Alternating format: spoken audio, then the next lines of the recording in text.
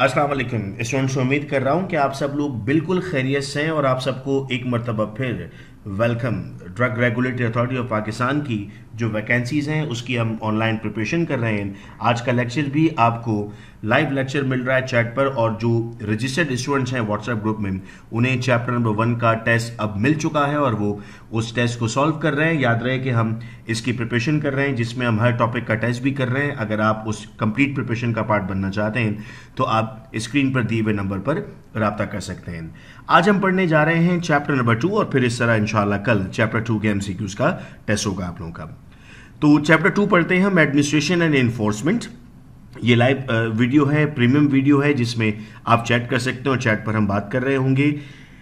वालेकुम सलाम उन तमाम लोगों का जो इस वक्त सलाम लिख रहे हैं और मैं चैट पर उनसे बात भी कर रहा हूँ।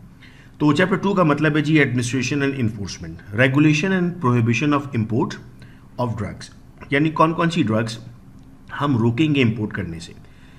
Sub section number 1, the federal government shell regulate the import and export of drug in the prescribed manner, and for that purpose may make such orders and issue such direction to the importers and exporters।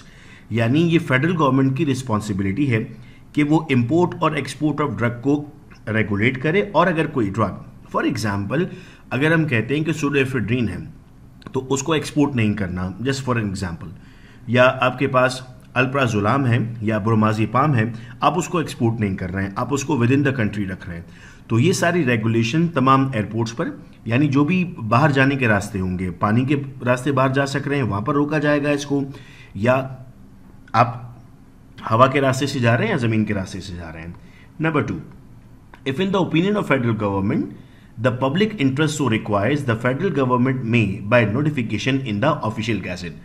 क्या क्या कर सकती है official gazette में। Number A, direct that a drug or class of drug is specified in the notification or drugs generally shall not be imported or exported otherwise than under the authority of license issued under this act or except by an importer or exporter or through an indenter registered in accordance with the rule। यानी अगर ऐसा होता है तो जो exporter है या importer है उसको जो लाइसेंस उसका दिया जाता है वो भी कैंसिल किया जा सकता है। इंपोर्ट एक्सपोर्ट के लाइसेंस होते हैं, जब हम आगे बढ़ेंगे तो लाइसेंसिंग पर भी हम बात करेंगे। Drug that direct that a class of drug or a specific drug in the notification shall not be imported except by agency of government. For example हम कहते हैं कि कुछ आपके पास नारकोटिक ड्रग्स हैं जो एक पर्टिकुलर एजेंसी ही पाकिस्तान में इंपोर्ट या एक्सपोर्ट कर सकती है और जनरल इंपोर्टर उसे मंगा नहीं सकता, भेज नहीं सकता। देखो आपके जितने भी एक्टिव इंग्रेडिएंट्स हैं, जितने भी एक्सीपिएंट्स हैं, ये सब बाहर से आते हैं। तो जब बाहर से आ रहे होते हैं तो उस पर भी लॉज एंड रेगुलेशंस लगते हैं, वो ऐसे ही पोर्ट से उठकर नहीं आ जाता।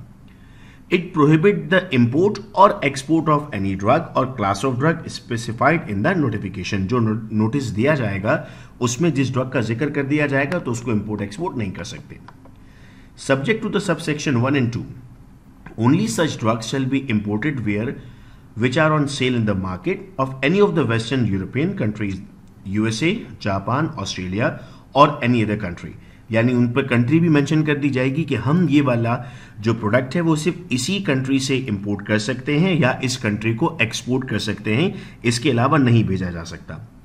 Regulation of manufacturing of a drug, यानी कौन देखेगा कि कौन सी फार्मास्यूटिकल कंपनी कौन सी दवा बना रही है और वो दवा किन किन चीज़ों से मिलकर बन सकती है और उसको कैसे मार्केट किया जाएगा, शेल्फ लाइफ कितनी होगी, प्राइस कितना होगा। तो एक लाइसेंस मिलता है। अगर आपने कभी देखा हो आपके घर में कोई भी मेडिसिन का डब्बा होगा तो ज़रा उसको उठा के देखिए तो उसमें आप दो चीज़ें देखते हैं। एक आपको उसमें मिलेगा कंपनी का लाइसेंस नंबर, एक आपको मिलेगा प्रोडक्ट का लाइसेंस नंबर। कंपनी का लाइसेंस नंबर तो एक होगा जो तमाम प्रोडक्ट्स के लिए होगा, लेकिन हर प्रोडक्ट का भी एक अपना लाइसेंस नंबर होता है। तो वो जो आपको लाइसेंसिंग प्रोवाइड की जा रही है उसके लिए आपके पास होगा एक सेंट्रल लाइसेंसिंग बोर्ड जो फेडरल गवर्नमेंट बनाती है, जिसमें फेडरल गवर्नमेंट के भी लोग होंगे और प्रोविंशियल गवर्नमेंट के भी लोग होंगे। प्रोविंशियल गवर्नमेंट का मतलब है, हम सिंध की बात करें तो सिंध के इंस्पेक्टर्स या सिंध के रेगुलेटर्स हों उसमें, पंजाब के लोग हों उसमें, और फेडरल का मतलब होगा जो एक सेंट्रल कमेटी आपकी बनाई जाएगी। Now, the members of Central Licensing Board shall exercise such powers, including the powers of inspector। यानी उन सब के पास जो ड्रग इंस्पेक्टर्स के पावर्स हैं वो तमाम पावर्स होंगे। The central licensing board shall with the approval of federal government and by notification in the official gazette make regulations to regulate to conduct its business. वो एक रेगुलेशन तैयार कर लेगी जिस तरह से वो अपने आप को आगे लेकर चलेगी। Any member of the CLB may at any time by writing under his hand address to the federal government resign his office or shall vacate his office। For example अगर एक शख्स को लोकेट किया और वो नहीं करना चाहता इसमें काम तो उसके लिए मैंडेटरी नहीं है, वो यहां पर अपना रेजिग्नेशन उस सेंट्रल लाइसेंसिंग बोर्ड से दे सकता है। सब्जेक्ट टू सबसेक्शन 4 यानी पिछले की बात की जा रही है। As a member of CLB shall hold office for the prescribed period, जिनको अगर वो एक्सेप्ट कर लेते हैं तो उतने पीरियड तक वो ऑफिस का पार्ट बनते हैं। Regulation of sale of drug, यानी जो ड्रग सेल की जाती है उसके लिए क्या रेगुलेशन है। The provincial government shall regulate the sale. अब यहां पर स्टूडेंट जो आपको चीज याद करनी है ना, वो याद करना है कि फेडरल गवर्नमेंट क्या रूल कर रही है और प्रोविंशियल गवर्नमेंट क्या रूल कर रही है। यानी अभी मैंने आपको कहा सेंट्रल लाइसेंसिंग बोर्ड बनाना है, इंपोर्ट एक्सपोर्ट है फेडरल गवर्नमेंट कर रहा था। सेल ऑफ ड्रग की बात आ गई तो ये प्रोविंशियल गवर्नमेंट करेगा। यानी आपके जो कंपनीज में इंस्पेक्टर आते हैं वो फेडरल इंस्पेक्टर्स होते हैं, आपकी जो फार्मेसीज पे इंस्पेक्टर जाते हैं वो प्रोविंशियल इंस्पेक्टर्स होते हैं। And issue such direction to the importer, manufacturer, stockist, retailers or other dealers of the drug. Then registration of a drug, suppose कीजिए मेरी एक कंपनी है और मैं चाहता हूं कि मेरा एक प्रोडक्ट रजिस्टर हो जाए, तो मुझे रजिस्ट्रेशन बोर्ड की तरफ जाना होगा उसको मार्केट करने के लिए। So federal government shall cause all drugs to be registered. Again registration किसकी जिम्मेदारी आ रही है, फेडरल गवर्नमेंट की आ रही है। In accordance with such condition and procedure as may be prescribed for the purpose set up by the board, जो board का form होगा, एक परफॉर्मा होगा जो उन्हें फिल करवाया जाएगा। Consisting of such number of person possessing such qualification, यानी उसके अंदर जो रजिस्ट्रेशन बोर्ड के मेंबर्स हैं वो तमाम के तमाम वो मेंबर्स होंगे जिनके पास वो क्वालिफिकेशन मौजूद होगी और वो एक्सपर्टीज होंगी। अगर क्वालिटी का बंदा होगा तो वो क्वालिटी में एक्सपर्टीज रखता होगा। In this section drug means drug which are in the finish form, यानी अब मैं जो ड्रग की बात कर रहा हूं वो फिनिश फॉर्म में, फिनिश फॉर्म का मतलब टैबलेट बन चुकी है। The member of registration board, registration board का शख्स भी पावर ऑफ इंस्पेक्टर रखता होगा। ये भी किससे बनेगी, with the approval of federal government बनेगी, यानी कोई भी बोर्ड फेडरल गवर्नमेंट के बगैर नहीं बनता। Any member of the registration board में एट एनी टाइम, अगेन जो पहले पढ़ा था वो यहां पर आ जाता है कि वो रिजाइन कर सकता है और जो होगा वो अपना पार्ट प्ले करेगा। The federal government shall by notification in the official gazette fix the date after which no drug which is not registered shall be allowed to be exported। Suppose कीजिए जैसे वो टैक्स की date दी जाती है ना कि इस दिन के बाद आप टैक्स नहीं पे कर सकते, बिल्कुल वैसे ही एक डेट बताई जा सकती है कि अगर किसी ने ड्रग, आपने देखा होगा ड्रग्स पे R लिखा होता है या TM लिखा होता है, ट्रेडमार्क या रजिस्टर्ड, तो ये बता दिया जाता है कि अगर आपने ड्रग रजिस्टर नहीं करवाई है तो अब ये वाली डेट के बाद वो एक्सपोर्ट नहीं हो सकती, इंपोर्ट नहीं हो सकती, मैन्युफैक्चर नहीं हो सकती, स्टोर नहीं हो सकती, और अगर ऐसा किया गया तो वो इलीगल कहलाएगा। A person applying for the registration of a drug shall furnish such information in respect to the drug as may be prescribe including information related to its efficacy. जब वो एप्लीकेशन जमा कराएगा तो एफिकेसी, सेफ्टी और quality का data जमा कराएगा registration board को ताकि ड्रग को एवेलुएट किया जा सके। Single ingredient drugs shall be registered generally by their generic names, while compound drugs by the proprietor name।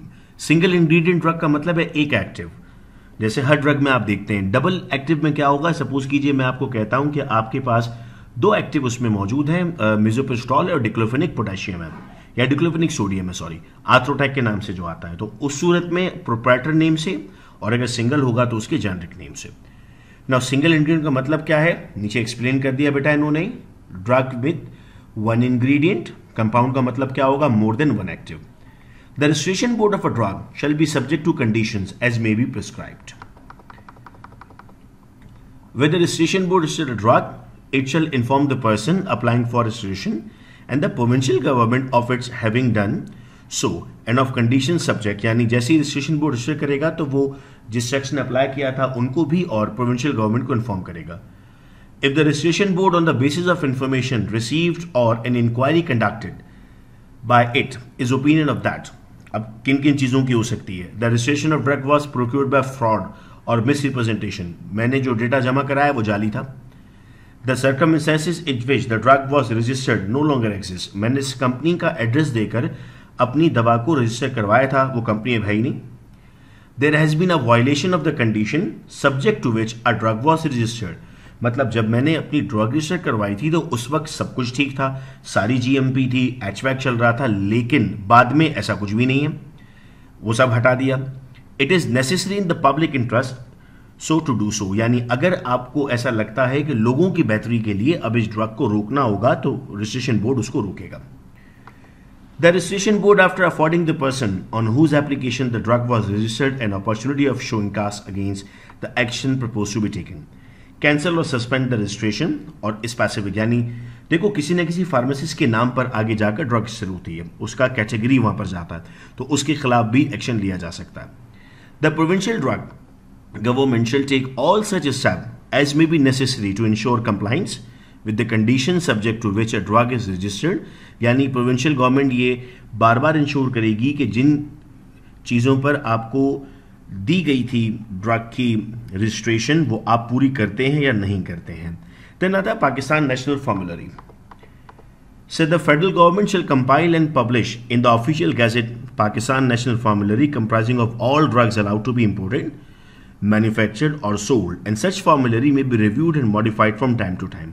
यानी कितनी ड्रग्स हैं पाकिस्तान में, कौन इंपोर्ट होती हैं, कौन मैन्युफैक्चर होती हैं, कौन सी बिकती हैं, कौन सी बाहर जाती हैं, पाकिस्तान में कितनी यूज़ होती हैं, इन सब को जिस जगह पर जमा किया जाता है उसे हम नाम देते हैं पाकिस्तान नेशनल फॉर्मूलरी का, और अकॉर्डिंग टू द लॉ इसे बार बार अपडेट होना होता है। अब आता है एपलेट बोर्ड, ये बड़ा इंटरेस्टिंग है। The federal government shall in accordance with the rules constitute an appellate board. क्या करता है appellate board? For the disposal of appeals preferred by the persons by any decision of central licensing board or the registration board or the licensing authority or of any board or of any authority to which the powers of federal government under section 12 have been delegated। क्या कहता है? ये कहता है for example अगर किसी शख्स की कोई ड्रग पर कोई केस था या कोई एक्टिविटी थी तो वो उस पर अपील करेगा, तो वो केस जाएगा एपीलेट बोर्ड के पास। एपीलेट बोर्ड के मेंबर्स कौन होंगे? फेडरल गवर्नमेंट, प्रोविंशियल गवर्नमेंट, जिसमें चेयरमैन होगा। Federal government time to time लोगों को उसमें चेंज कर सकता है। The chairman and other members of the appellate board shall hold office for the prescribed period। जो टाइम मेंशन कर दिया जाएगा उस टाइम तक, फॉर एग्जांपल एक केस चलने में जितना वक्त लगेगा तो appellate board की टीम वो रहेगी। The chairman or any other member of the appellate board may, by writing under his hand, address to the federal government, may resign। Same point है बेटा, it may resign, और वो अपने inspectors वाले power रखता है और वो जब तक चाहेगा तब तक उस सीट पर रहेगा, यानी जो उसका अपॉइंटमेंट टाइम होगा, और वो सब एक्सपर्ट्स होंगे। एपलेट बोर्ड के लिए लाजमी है कि वो हर मंथ मुलाकात करेंगे और डिसाइड करेंगे कि कौन कौन सी अपील्स आ रही हैं। Any appeal preferred to it within 60 days of receipt of appeal unless the board is prevented from doing so for sufficient cause to be recorded. यानी अगर 60 days के अंदर अंदर रिस्पॉन्ड नहीं किया जाता तो फिर बोर्ड को ये एक्सप्लेन करना पड़ेगा कि इस डिले का रीजन क्या था। Subsection number 9, appeal of the provincial appellate authority. Any person aggrieved by any decision of the licensing authority may prefer appeal to the provincial appellate authority। Suppose कीजिए एक कंपनी के प्रोडक्ट को बंद कर दिया, कहा सब स्टैंडर्ड है, हमने चेक किया सब स्टैंडर्ड है, उसके पास भी एक रास्ता है कि वो अपील कर सकता है कि जी आप इसको एक मरतबा और चेक कर लें, हम अपनी लैब में भी चेक करते हैं और थर्ड पार्टी से भी चेक करवाते हैं। थर्ड पार्टी में आपके पास गवर्नमेंट अप्रूव्ड जो लिस्ट है उनसे करवाया जाएगा, तो वो कहते हैं सर इस केस को हम एपलेट बोर्ड की तरफ लेकर जाते हैं। The provincial government shall constitute a provincial appellate authority for the disposal of appeal at the provincial level। तो provincial level पर भी ऐसी कमेटी कंस्ट्रक्ट की जाएगी। Expert committees में the federal government may constitute committee of the experts on drug evaluation, on Pakistan pharmacopoeia, on advertising and on such other matters may be necessary for this act। एक expert committee होगी जिसमें drug evaluate करने के लोग मौजूद होंगे। Each committee constituted under subsection 1 यानी पिछले वाले में shall consist of such members as the federal government may appoint from time to time, and each such member shall hold office during the pleasure of federal government। यानी जितना federal government चाहेगी उतने वक्त तक उनको वहां पर काम करना पड़ेगा। Provincial quality control board PQCB। Each provincial government shall set up a provincial quality control board। यानी ये क्वालिटी कंट्रोल तो इंडस्ट्री में होता है ना, इसमें आप में से बहुत सारे लोग काम कर रहे होंगे। ये आपका प्रोविंशियल क्वालिटी कंट्रोल बोर्ड है जो पूरे प्रोविंस का एक होगा। The chairman other members of the PQCB shall hold office during the pleasure of provincial government। यानी प्रोविंशियल गवर्नमेंट उन्हें नॉमिनेट करती है कि किसे कितने अरसे के लिए वहां पर चेयरमैन रहना होगा और मेंबर रहना होगा। The provincial Government shall appoint a person to be the secretary of the PQCB and provide the board with such staff of the provincial which is necessary। एक secretary होगा जो further staff को hire कर रहा होगा। The Provincial Quality Board shall, with the approval of provincial government and by notification of in the official gazette, make regulations. यानी ये अब अपने काम को आगे बढ़ाने के लिए एक रूल्स सेट करेगा. The following shall be the powers and the functions of PQCB. करेगा क्या? To inspect any premises where any drug is being or is to be manufactured or sold, and to recommend to the appropriate authority the cancellation or suspension of the license. यानी कहीं पर भी दवा बनती है ये जाके उसको चेक कर सकता, ये इसके अथॉरिटी में है. To scrutinize the reports of provincial inspector in respect to the contraventions of this act and report of the government analyst. यानी प्रोविंशियल इंस्पेक्टर रिपोर्ट बनाकर दे रहे हैं, गवर्नमेंट एनालिस्ट जो रिपोर्ट बना रहे हैं, प्रोविंशियल इंस्पेक्टर जो काम कर रहे हैं उसको भी चेक कर सकता है. Provided that the Provincial Quality Control Board may specify the class of cases in which the provincial inspector may make a complaint to the drug code or take any other action without the specific instructions of the board. To exercise all the powers of an inspector, इनके पास भी inspectors के powers हैं. To advise the provincial government on ways and means to ensure the quality of the drug, किस तरह quality maintain की जाएगी ये भी इनकी जिम्मेदारी में है. To ascertain the names of such directors, partners and employees of the company, corporation, firms or institution who are prima facie responsible for the commission of any offence under this act or the rule, and allow inspector to institute prosecution only against such person. यानी कोई भी चीज़ बुरी होते हुए देखेंगे ये उसमें intervene करेंगे. To conduct annual validation of all instruments, जितने इंस्ट्रूमेंट मौजूद हैं लैब के अंदर, प्रोविंशियल लैब में, जैसे आपके पास जो सिंध की लैब होती है प्रोविंशियल लेवल पर, उनको लैब्स को चेक कर सकते हैं कि जी लैब्स में चीज़ें मौजूद हैं वो वैलिडेटेड है या नहीं है, वो प्रॉपर है या नहीं है. Identify and accredit on payment of fee other laboratory in the province with suitable facilities. और अगर कोई लैब है जो ये क्लेम करती है कि हम आपके लिए टेस्टिंग करेंगे तो वो कितने फीस लेती है, क्या उस फीस के मुताबिक टेस्टिंग करती है नहीं करती, वो तमाम भी चेक किया जाएगा. To conduct training programmes to update government analyst, इनकी रिस्पॉन्सिबिलिटी होगी कि डिफरेंट ट्रेनिंग प्रोग्राम्स अरेंज करें ताकि कोई भी शख्स जब एक इंडस्ट्री से या किसी भी एरिया से आपके पास एक पर्टिकुलर जगह पर मौजूद होता है तो उसके अपग्रेडेशन के लिए उसकी ट्रेनिंग ज़रूरी है. आया वो ट्रेनिंग नेशनल हो सकती है या इंटरनेशनल हो सकती है. To submit a monthly report of decisions and activities to the federal government, यानी ये डायरेक्ट होगा फेडरल गवर्नमेंट से और फेडरल गवर्नमेंट को एक्सप्लेन करेगा. The provincial quality control board may entrust any of its power or function under subsection 5 to any one or more of its member. Conflict of interest. No person who is a member of appellate board, central licensing board, a provincial court board, registration board or a member of expert committee shall be a member of any other board or committee which he is a member to avoid any conflict. ये ना हो कि जी quality control board में जो शख्स है वही licensing board में भी है. अगर ऐसा होगा तो कहीं ना कहीं फेवरिज्म स्टार्ट हो जाएगा, तो हर जगह के लिए अलग टीम होगी आपकी. Power to fix maximum price of the drug. ऐसा नहीं है कि आप किसी कोई भी फार्मास्यूटिकल कंपनी ड्रग का प्राइस इंक्रीज कर दे, अपनी मर्जी का प्राइस कर दे, नॉट पॉसिबल. इसके लिए भी आपके पास जो प्रोविंशियल क्वालिटी कंट्रोल बोर्ड है, जो फेडरल गवर्नमेंट है सॉरी, वो उसको फिक्स करेगी. तो federal government may fix the maximum price, specify certain percentage of profit, यानी कितना प्रॉफिट लेना है वो भी बताया जाएगा. For the purpose of the exercise of its power the federal government may require a manufacturer, stockist, importer, exporter, retailer to furnish such relevant information. पूछना पड़ेगा कितनी दवा बनी, कितने की बिकी, ये सारी जो डेटा होता है ये सब भी वहां पर सबमिट होता है और इस पर भी गवर्नमेंट का चेक होता है, वरना तो फार्मास्यूटिकल इंडस्ट्री अपनी मर्जी से प्राइस इंक्रीज करेगा. Direction to the provincial government. Federal government यूं समझ लीजिए ऊपर है और उसके अंडर में आती है provincial government. So federal government may give such directions to provincial government as may appear to the federal government to be necessary for carrying out any execution in the province. Federal Drug Laboratory and Institutes. एक central आपकी drug lab होती है, provincial भी होती है, federal भी होती है.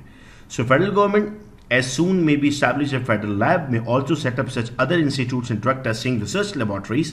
इस एक्ट के थ्रू उनको भी कंस्ट्रक्ट किया जा सकता है. फिर ये प्रोविंशियल लैब है.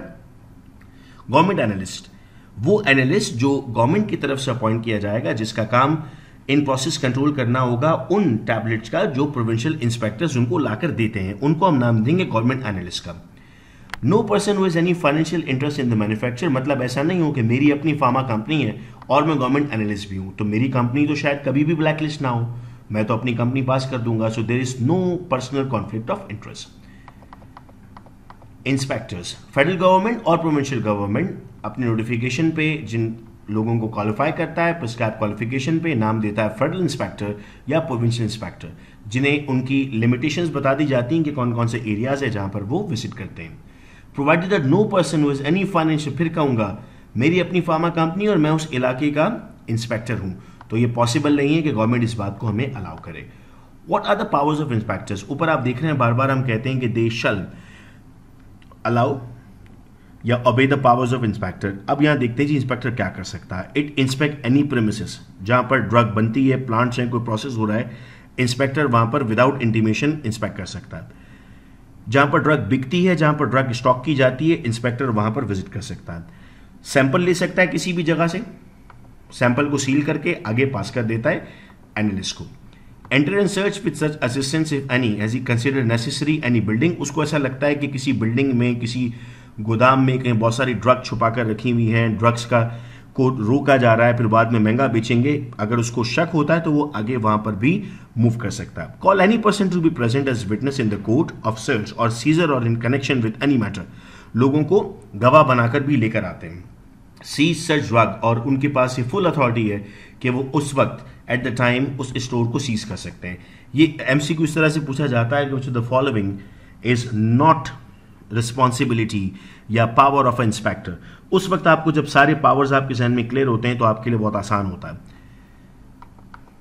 Require any person to appear before him at any reasonable time and place to give statement. ये मतलब ये रीजनेबल टाइम से मुराद ये कि रात को 2 बजे किसी भी ऑनर को नहीं बुलाएगा कि आए और आप बताएं क्या हुआ था। एक रीजनेबल टाइम पर लोगों को बुलाकर उनसे इंस्पेक्ट कर सकता है। That's in the power. Lock and seal any factory, any lab, any shop, any building जिसमें उसे लगता है कि वो कुछ प्रॉपर हो रहा है।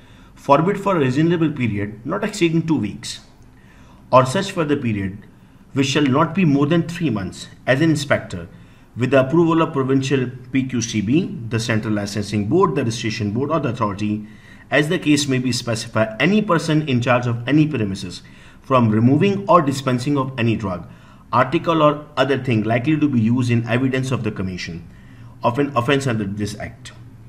यानी ऐसा ना हो कि जो आपकी प्रेमिसेस थी वहां से वो चीज़ ही गायब कर दी जाए, हटाई दिया जाए बिल्कुल उसको। Exercise such power as may be necessary for carrying out the purpose, उस वक्त उसको जो बेहतर लगता है उस कंडीशन में वो उसको फॉलो करता है। प्रोसीजर्स क्या है इंस्पेक्टर्स के लिए?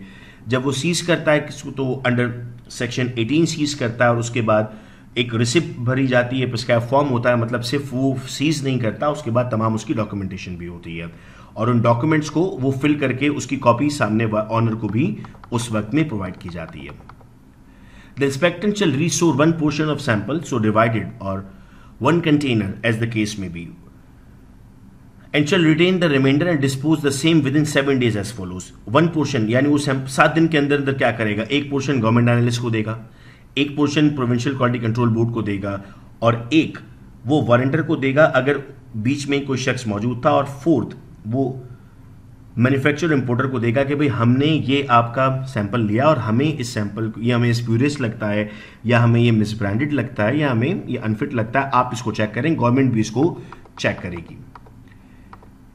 अच्छा, he shall as soon as practicable ascertain whether or not drug contravenes any of the provision of this act. यानी उसको कहीं फील होता है कि जो ड्रग बनी है वो कहीं भी किसी भी लिहाज से अगर ड्रग रूल को फॉलो नहीं कर रही है, if he seizes the stock of drug he shall as soon as may be inform the board concerned, यानी फॉरेन बोर्ड को बताना पड़ेगा कि सर हमने सीज कर दिया, हमने ये लॉट रोक दी है, ये लॉट मार्केट से रिकॉल हो गया। अक्सर आप देखते हैं रिकॉल्स होते हैं, न्यूज़पेपर्स में भी आता है रिकॉल्स का, तो वो भी इन्फॉर्म किया जाएगा। सो फौरी तौर पर इन्फॉर्म किया जा रहा होता है इसके बारे में। The provincial inspector on finding any contravention of this act shall unless the board otherwise direct always refer the case to the PQCB। फौरन वो PQCB को देता है और फिर वो उसे आगे लेकर जाते हैं। देन फाइनली फेडरल गवर्नमेंट इस पर एक्शन लेती है।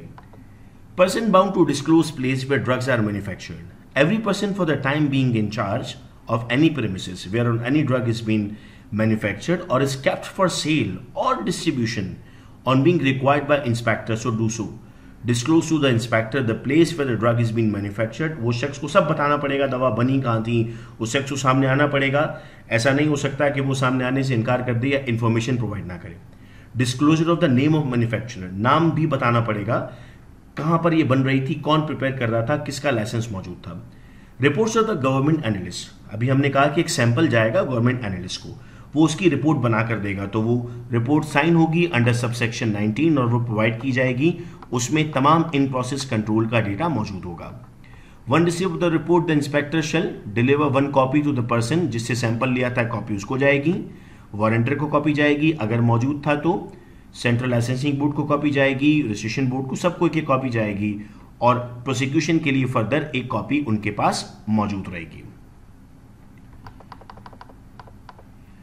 अच्छा, अब यहां से आगे बढ़ते हैं, सेम बातें यहां पर लिखी हुई थी। अब ये पॉइंट है, the cost of test or analysis made by federal government or other laboratory shall be paid by the complainant or accused as a drug court, जिसने केस किया एपलेट बोर्ड पे या जो एक्यूज था, जितना भी एक्सपेंस आता है फिर उसको वो एक्सपेंस भी बेयर करना होता है। तो ये था स्टूडेंट्स हमारा चैप्टर नंबर 2 ड्रग एक्ट 1976 का। मैं उम्मीद करता हूं कि तमाम चीज़ें आपको समझ में आई और मेरी रिक्वेस्ट है आप लोगों से कि जब आप ये लेक्चर सुन रहे हो तो सुनने के साथ साथ इसको लिखें भी, इनके पॉइंट्स को नोट भी करें, क्योंकि आप जब सुनेंगे, जब आप देखेंगे, जब आप लिखेंगे तो आपका दिमाग एक साथ 3 काम करेगा।